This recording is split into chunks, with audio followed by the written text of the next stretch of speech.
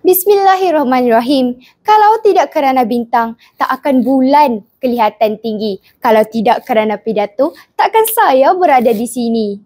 Datang bahtera dari Medan, singgah sebentar di laluan Kerai. Salam satu Malaysia saya hulurkan kepada warga Dewan Pembuka Tirai. Assalamualaikum warahmatullahi wabarakatuh. Yang dihormati Tuan Pengerusi Majlis, barisan panel hakim yang arif lagi bijaksana, sang penjaga masa yang sentiasa peka dengan detik jamnya. Seterusnya, para peserta yang saya kagumi serta hadirin dan hadirat yang saya kasihi sekalian. Jati diri asas kecemerlangan pelajar, begitu indahnya bunyi mauduk yang bakal disajikan buat santapan minda warga merdeka. Dan bakal menitip di bibir saya. Justeru, mari kita bermula dan merungkaikan idea yang tersirat maupun pidato yang tersurat. Hadirin yang dihormati, sebelum memulakan arena pidato dan hujah saya, izinkan saya memberikan definisi secara perspektif utama, iaitu menurut Kamus Dewan edisi keempat, jati membawa maksud asli, murni tulen, sejati atau tidak bercampur. Diri pula membawa maksud batang tubuh atau orang perseorangan yang mempunyai badan. Maka sifat jati diri adalah sifat kepribadian atau ciri-ciri yang unik, utuh dan istimewa dari segi bahasa, budaya dan agama yang menjadi teras serta lambang kepribadian seseorang atau sesuatu bangsa. Jati diri ini merujuk kepada perbezaan di antara sesuatu kumpulan manusia dengan sesuatu kumpulan manusia yang lain.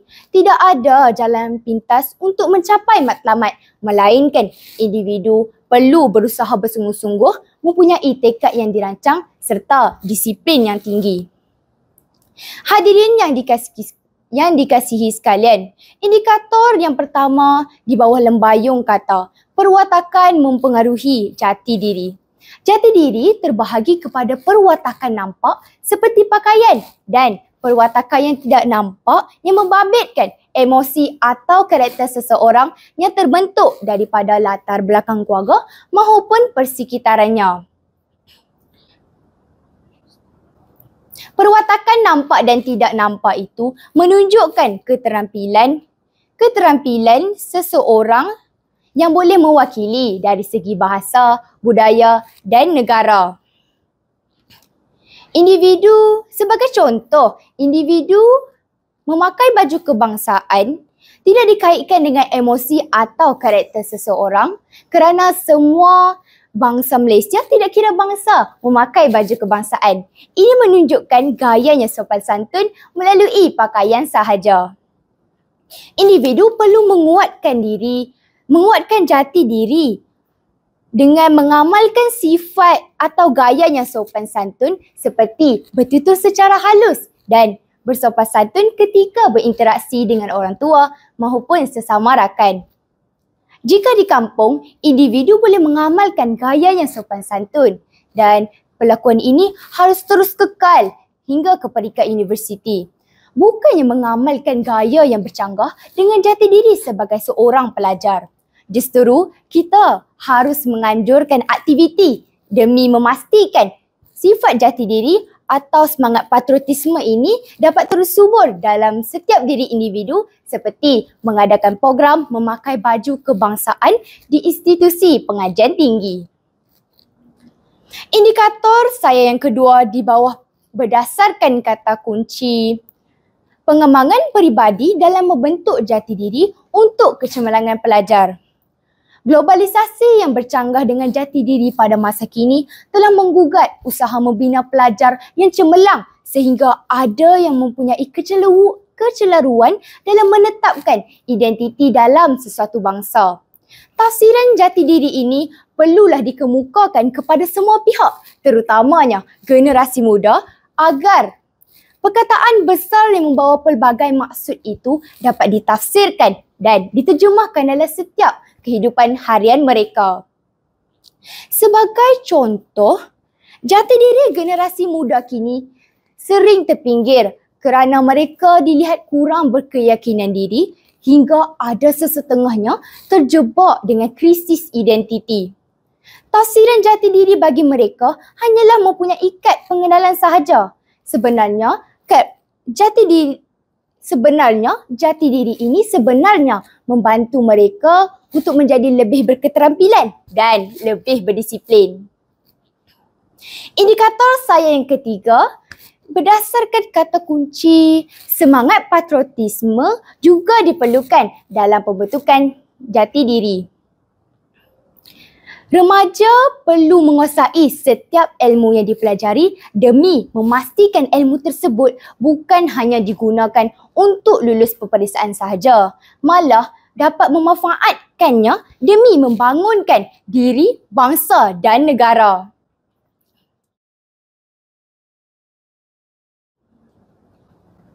Semangat patriotisme ini perlu diterapkan dalam setiap diri individu agar untuk memupuk sifat sayangkan negara, kerana mereka yang mempunyai semangat patriotik ini menjadi ikon kepada bangsa dan negaranya sendiri. Selain tumpuan kepada jurusan bidang pengajian, remaja juga perlu bertanggungjawab dalam memastikan kepribadian mereka mencerminkan semangat serta jiwa bangsa Malaysia ini dapat diterjemahkan dalam setiap aspek kehidupan. Memahami konsep jati diri ini bukanlah boleh dicapai dalam tempoh yang singkat sahaja. Banyak yang perlu dipelajari dan semua pihak perlu mengambil inisiatif sendiri untuk memupuk sifat jati diri ini agar dapat dijadikan amalan, seterusnya dapat diterjemahkan dalam setiap kehidupan harian negara ini. Indikator yang terakhir, berdasarkan kata kunci, individu berintelek dalam membentuk jati diri untuk kecemerlangan pelajar. Individu yang berilmu akan berubah dari segi pemikiran, pandangan alam serta sikapnya sekiranya dia mampu mengimbangi ilmu sekular dengan ilmu keagamaan. Kemantapan kurikulum memang sudah direncanakan untuk melahirkan dan membentuk individu-individu yang berilmu tinggi dalam pelbagai bidang, malah mereka juga akan lebih berakhlak mulia lagi terpuji. Perkara ini dapat digambarkan apabila salah seorang pelajar cemerlang SPM 2007 iaitu Azali Azlan mengatakan bahawa sifat kesabaran amat perlu dititik beratkan dalam menimba ilmu agar dapat menghadapi segala cabaran yang penuh dengan pancaroba untuk masa yang akan datang. Selain itu, individu yang hidup dengan progresif dan dinamik ini dapat membentuk jati diri mereka. Seterusnya, mereka dapat mencemerlangkan nama negara. Individu perlu tahu bahawa apabila kita hanya belajar ini bukanlah untuk kejayaan semata-mata, namun kita perlu berpandangan jauh untuk menghadapi segala ranjau globalisasi ini. Hadirin yang sopan santun, sebelum akhir kalam, dalam pembentukan model insan yang harmonis dan seimbang ini, individu harus mempunyai tekad dan azam untuk menjadi warga penyumbang aset negara. Tidak ada jalan pintas untuk mencapai matlamat sekiranya individu tersebut mempunyai sifat atau mempunyai disiplin yang tinggi serta tekad yang dirancang dan usaha yang bersungguh-sungguh.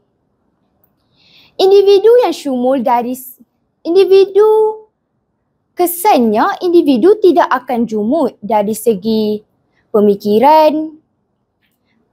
Maafkan saya. Individu yang syumul perlulah mempunyai ketahanan diri dalam menghadapi segala onak dan duri dalam menerjui visi negara.